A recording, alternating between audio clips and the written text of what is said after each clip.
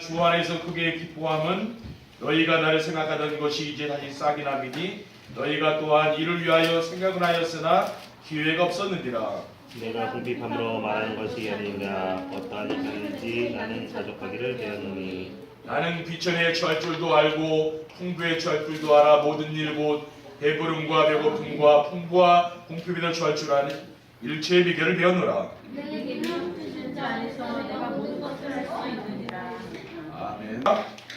서밋시대는 행복이라는 제목으로 하나님의 말씀을 증거하도록 하겠습니다. 할렐루야. 주위에 계신 성도님들과 축복의 인사를 나누겠습니다. 참 행복해 보이십니다. 참 행복해 보이십니다. 오늘도 큰 은혜 받고 돌아갑시다.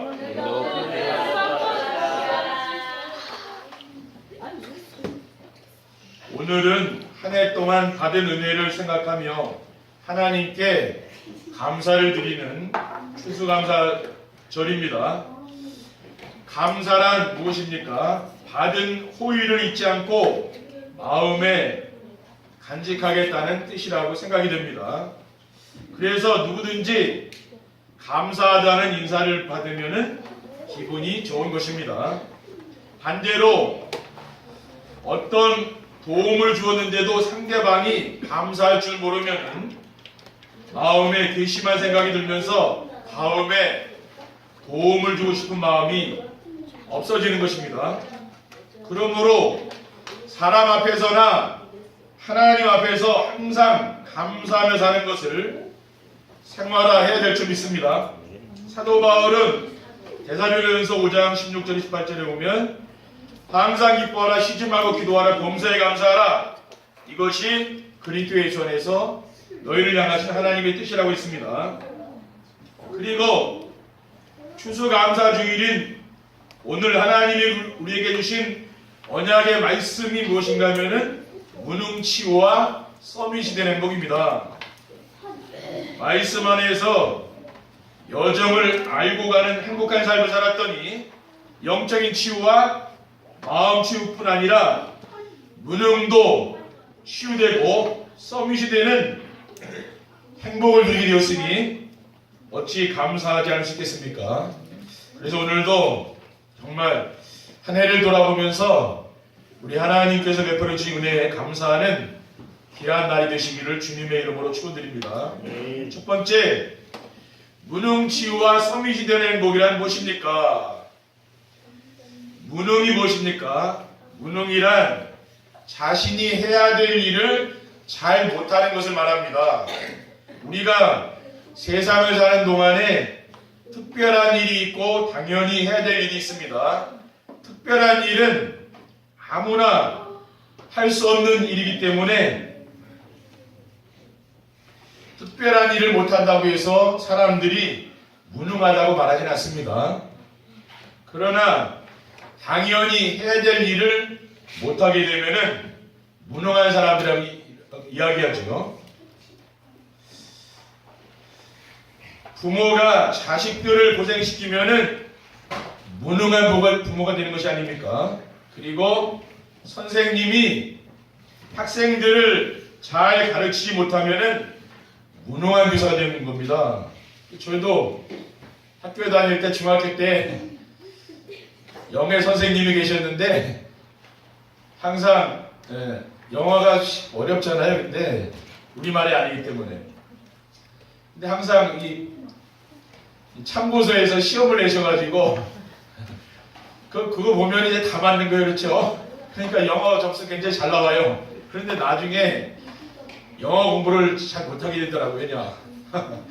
선생님이 그 문제집에서 다 내니까 그거 뭐 쉽잖아요. 근데 나중에 보면 그게 이제 공부를 잘 못하게 되는 거예요. 보니까.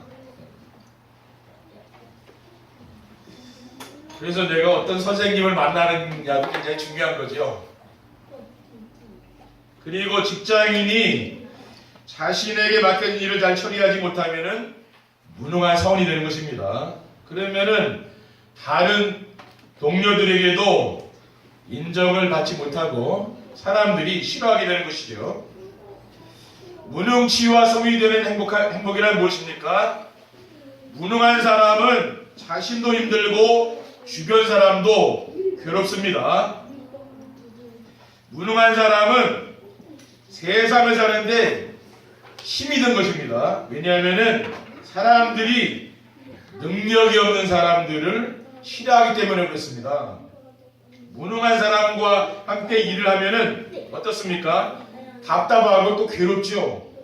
그래서 대부분의 사람들은 능력이 있는 사람과 일을 하려고 하지 능력이 없는 사람과 일을 하려고 하지 않는 것입니다.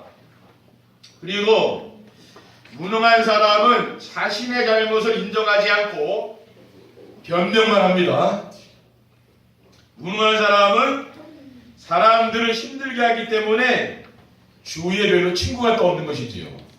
그들 외로워요. 그러니까 사람들을 힘들게 하기 때문에 사람들이 피해 다닙니다. 왜냐? 무능하면은 그런 겁니다. 그러면 무능이 왜 문제가 됩니까? 무능하면은 주변 사람들에게 피해를 주어서 사람들이 피하고 세상에 쓸모없는 사람이 되기 때문입니다. 여러분들이 정말 오늘 무능한 분이 계시다면은 오늘 이 예배 시간에 여러분의 무능이 다 치유되는 귀한 누리시기를 바랍니다. 무능치유와 서밋이 되는 행복이란 무엇입니까? 서밋이 되고 행복한 삶을 살려면은 무능이 치유되어야 되는 것입니다.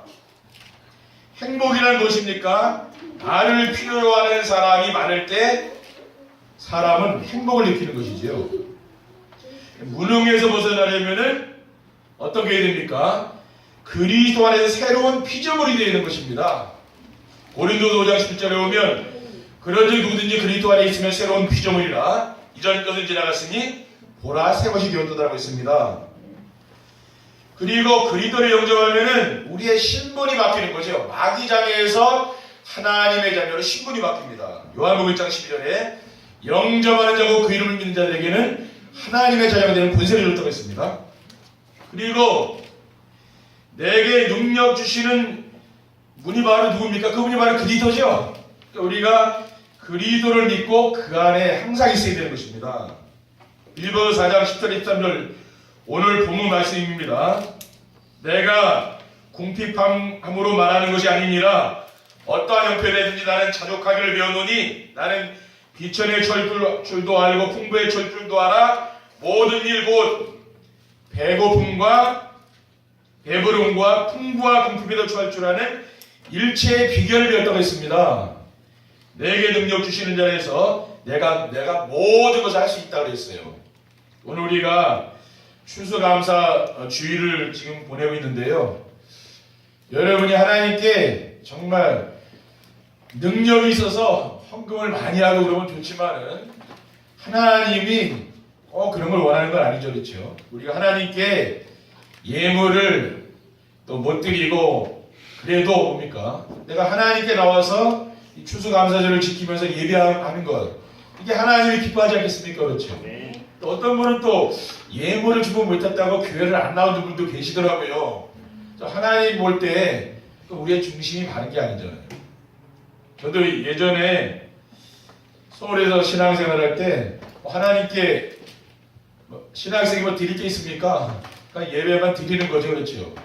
지금 생각해보면 좀 죄송하기도 한데 상관이 없는 겁니다. 그렇죠? 하나님은 우리의 몸을 들여서 하나님께 영광 돌리고 또 감사하는 것이 하나님이 여러분에게 원하는 것인 줄 여러분 믿으시기 바랍니다. 네. 두 번째, 무능치유와 서밋이 되는 행복한 삶을 살려면 어떻게 하면 됩니까? 자신의 무능을 인정하고 그리스도를 주인으로 영접하면 됩니다. 사도 바울은 어떻게 했습니까? 사도 바울은 자신의 무능을 철저하게 인정했어요. 로마서 7장 24절에 보면 오라 나는 곤고한 사람이로다 이 사망의 몸에서 누가 나를 건져내려고 했습니다. 사도 바울은 뭡니까? 정말 나는 예수 그리스도를 믿고 나니까 정말 내 인생이 비참한 것을 깨달은 거죠. 그렇죠? 그러니까 뭡니까? 자신을 철저하게 자신의 무능을 인정하니까 이제는 뭡니까? 정말 그 그리스도를 붙잡게 된 겁니다. 그러니까 무능한 자신은 죽고 그리스도께서 내 인생의 주인이 되어야 되는 것이죠. 갈라디아 2장 1절에 보면 내가 그리스도와 함께 십자가에 못 박혔나니 그러기 전에 내가 사는 것이 아니요 오직 내 안에 그리스도께서 사는 것이라. 이제 내가 육체 가운데 사는 것은 나를 사랑하사 나를 위하여 자기 자신을 버리신 하나님의 아들을 믿는 믿음 안에 사는 것이라 그랬어요. 그러니까 나는 이제 십자가에서 죽고 내 안에 그리스도께서 사셨다고 사도 바울은 고백하고 있습니다. 그러니까 나의 무능한 나는 죽은 거죠. 이제는 뭔가 여러분 안에 그리스도께서 주인으로 사시는 것을 믿으시기 바랍니다.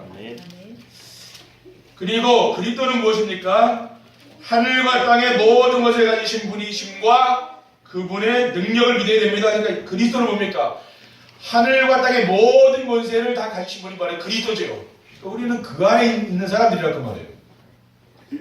마태복음 28장 19절 1절에 보면 그러므로 너희는 가서 모든 민족을 제자로 삼아 아버지 아들과 성령의 이름으로 세례를 베풀고 내가 너희에게 문과 모든 것을 가르쳐 지키게 하라. 볼지어다 내가 세상 끝날까지 너희와 항상 함께 있으리라고 했습니다. 왜? 부활하신 그리스도께서 성령으로 우리와 영원히 함께 하신다고 말씀하고 있습니다. 너희는 가서 모든 민족을 제자 삼으라. 이러한 사명을 하나님께서 우리에게 주신 줄 믿습니다. 무능치유와 소비된 행복한 삶을 살리면 어떻게 하면 됩니까? 주변 사람들에게 인정받으려고 하지 말고 필요한 사람이 되어야 됩니다. 왜냐? 세상에서의 성공은 풀의 꽃처럼 잠깐 있다가 없어질 허망한 것이기 때문입니다. 베드로전서 1장 24절 25절에 보면 그러므로 모든 육체는 풀과 같고 그 모든 영광은 풀이 꽃과 같으니 풀은 마르고 꽃은 떨어지되 오직 주의 말씀은 세세토록 있도다 하였으니 너희에게 전한 복음이 곧 이 말씀이니라고 했습니다. 그러니까 우리 육체는 뭡니까? 육체는 늙어서 한 줌의 흙으로 돌아가지 않습니까? 그렇죠. 그러니까 우리가 정말 세상에 성공을 위해서 또 살아가고요. 사람들에게 인정받기 위해서 그렇게 살아가면 안 된다는 말이죠. 그러면 어떻게 살아야 됩니까? 주변 사람들과 경쟁하지 말라고 말해요. 사람들은 경쟁하는데 모든 힘을 빼잖아요. 그러니까 경쟁하지 말고 모든 것을 양보하고 도와주면 됩니다. 그러니까 여러분이 말씀대로만 사시라고 말이에요. 제가 여러분에게 원하는 것은 다른 거 없습니다. 이 말씀에 순종하시고 이 말씀 따라 살면 되는 겁니다. 마태복음 5장 38절에서 42절에 보면 또 눈은 눈으로 이는 이로 갚으라 하였다는 것을 너희가 들었으나 나는 너희에게 이르노니 악한 자를 배격하지 말라. 누구든지 내 오른편 뺨을 치거든 왼편도 돌려대며 또 너를 고발하여 속옷을 가지고자 하는 자에게 겉옷까지도 가지게 하며 또 누구든지 너로 억지로 어리를 가게 하거든 그 사람과 심리를 동행하고 내게 구하는 자에게 주며 내게 꾸고자 하는 자에게 거절하지 말라고 했어요. 그러니까 여러분은 뭡니까? 이렇게 이 말씀에 순종하면서 양보하는 삶을 사시면 되는 겁니다. 왜냐하면은 그 이유가 있어요. 왜 그렇습니까? 우리가 믿는 그리스도 안에 우리 인생의 모든 것이 다 들어있기 때문에 그렇습니다. 그렇죠? 우리는 복음 안에서요 모든 것을 찾아내는 거죠. 여러분 광부들이 찾으면 그 광맥 안에는 어마어마한 지하 자원이 묻혀 있다니까요. 어마어마한 자원이 그 지하 자원이 있는 거예요.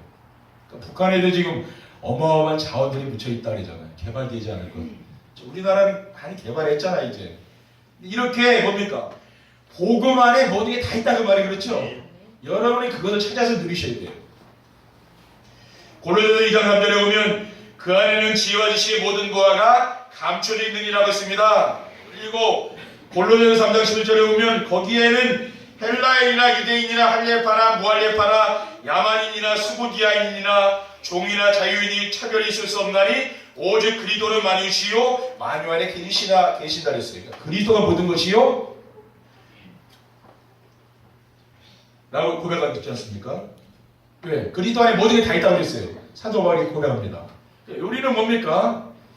우리가 자꾸만 양보하지 못하고 내가 자꾸 버리지 못하는 게 왜 그렇습니까? 이것을 놓으면 죽는다 생각하기 때문에 그래요. 그렇죠? 근데 그걸 놔야 되는 거죠. 그걸 놔야 그리스도가 잡는 거죠. 그렇죠? 다 양보해야 됩니다. 왜? 절대 복음만을 놓치지 말라는 말이에요. 그렇죠? 이거 우리의 생명이고 또 뭡니까? 이 복음 안에 모든 게 다 있기 때문에 그렇습니다. 그러니까 여러분이 삶 속에서 이 축복을 누려라 이 말이에요. 그리고 무능치와 소비된 행복한 삶을 살면 어떻게 하면 됩니까? 세상에 소망을 두지 말고 영원한 천국과 상급을 바라보며 살아야 됩니다. 왜냐하면은 이 세상은 아무리 발전해도요, 성경에는 장망성이라고 있어요. 장래 망할 성이라고. 이사야 19장 18절에 보면 그날에 애굽 땅에 가나안 방언을 말하며 만군의 여호와를 가리켜 맹세하는 5성읍이 있을 것이며 그중 하나를 멸망의 성읍이라 칭하리라고 했습니다. 근데 이 멸망당할 이 성에 우리가 무엇을 그렇게 싸겠습니까? 그렇죠? 사람들이 25평 아파트에 살다가 이제 또 30평으로 가고 또 그것도 작다 싶으니까 이제 또 40평으로 가고 점점 늘려가잖아요. 왜 그렇습니까? 살림살이를 갖다 놓다 보니까 어떻게 돼요? 아 이제 이거 작잖아요. 그렇죠? 그러니까 또 더 큰 집이 필요한 거라. 근데 더 이제 살림살이를 하다 보니까 큰 집으로 가서 아 이것도 작다. 그래서 잔뜩 쌓아놓는 거예요.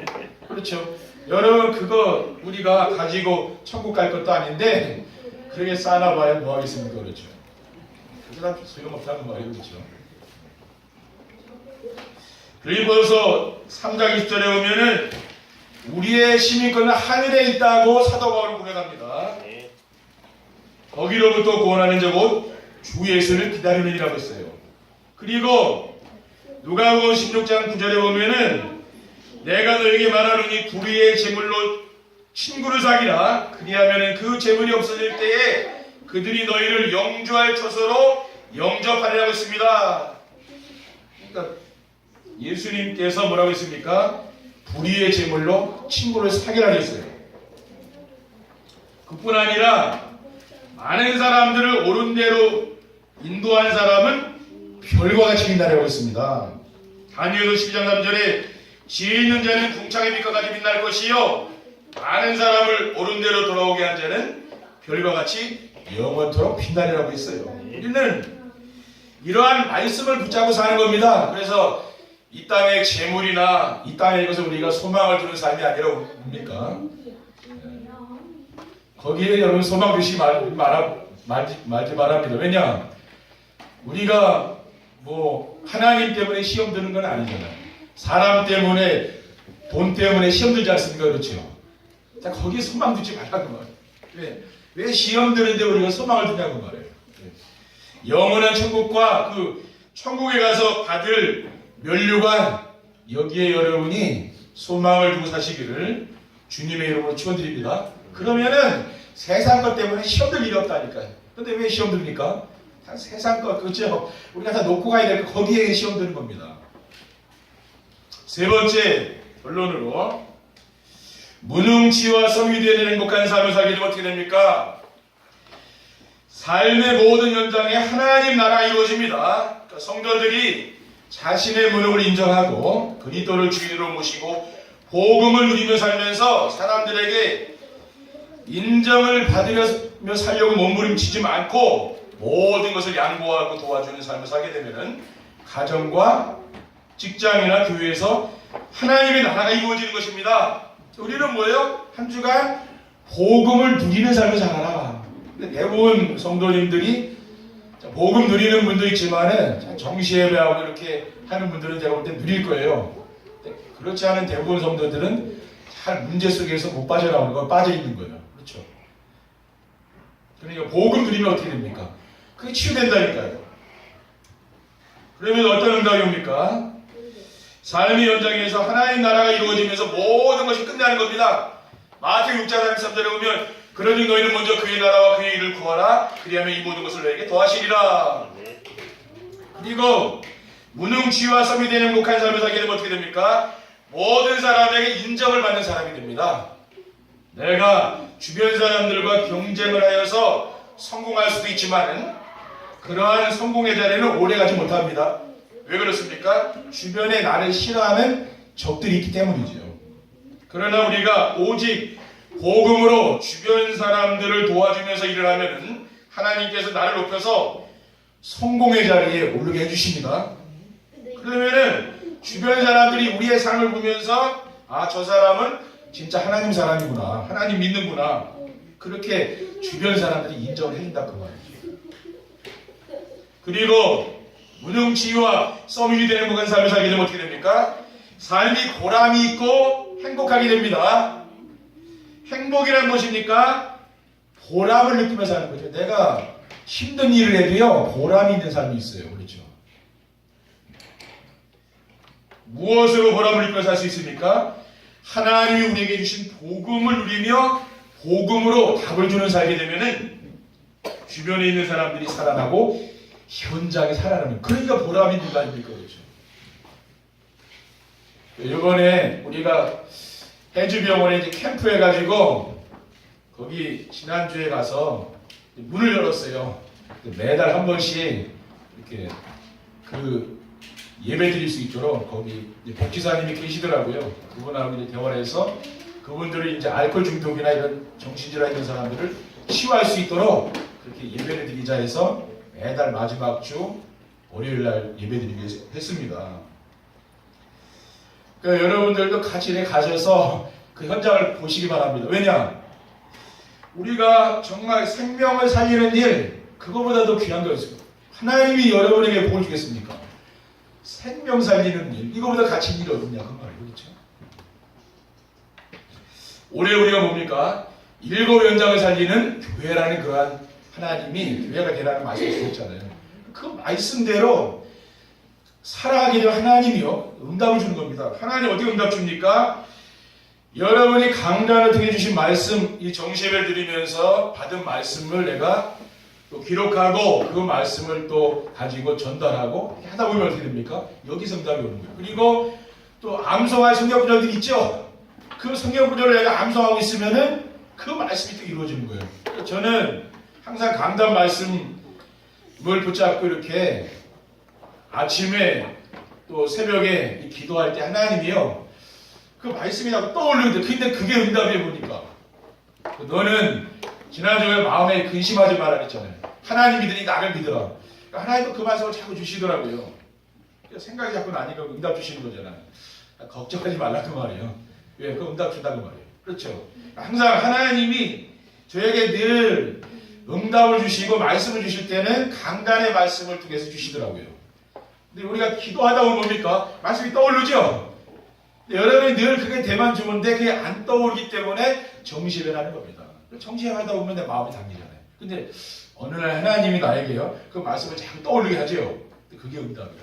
그러니까 우리는 응답을 다른 데 찾으면 안 돼요. 저는 지금 뭐냐면은 이 메시지를 전하는데요, 우리 성도님들이 이 성구를 붙잡기만 해도 하나님이 이 성경 구절을 통해서 역사하는 걸 봐야 되는 거예요. 근데 이게 안 되면은 여러분 진짜 신앙생활 오래 하신 분들 계시잖아요. 근데 신앙생활이 잘 안 되는 걸 많이 느낄 거예요. 저도 그런 걸 많이 보거든요. 왜 그렇습니까? 하나님이 강단을 통해서 우리가 응답의 말씀을 주시는데 내가 안 붙잡으니까 그런 거예요. 그러니까 이 말씀을 암송하고 여러분 묵상해 보세요. 그러면은요, 그게 여러분 문제에 대한 답이라. 분명히 강단을 통해 문제에 대한 답을 주죠. 근데 뭐요? 이 성경 구절을 통해 주는 거예요, 지금요. 그러니까 잘 잡으시려니까. 무능치유와 썸이 되는 행복한 삶을 살게 되면 어떻게 됩니까? 삶이 보람이 있고 행복하게 됩니다. 행복이란 보람을 느끼면서 하는 것입니다. 그렇죠? 그래서 우리 모든 성도님들이 이제는 눈에 보이는 현실에 속지 마시기 바랍니다. 오직 복음 누리라고 말해요. 그러니까 자꾸만 미워하고 이런 뭐 싫어하고 그런 감정 있죠? 그러다가 버리라고 말해요. 그러니까 복음 누리는 거예요. 그러면서 현장에 필요한 사람이 되어서 보람을 느끼며 사는 행복한 성도들이 되시기를 주님의 이름으로 축원드립니다. 기도하겠습니다. 하나님 아버지 감사합니다. 주님 주신 이 언약의 말씀 우리가 굳게 붙잡고 한 주간 우리 문제에 대한 완벽한 답이 이 말씀을 통해서 나올 수 있도록 인도해 주시고 우리 후대에게도 이 언약을 우리가 어릴 때부터 전달할 수 있도록 인도해 주옵소서. 예수 그리스도 이름으로 기도드립니다. 아멘.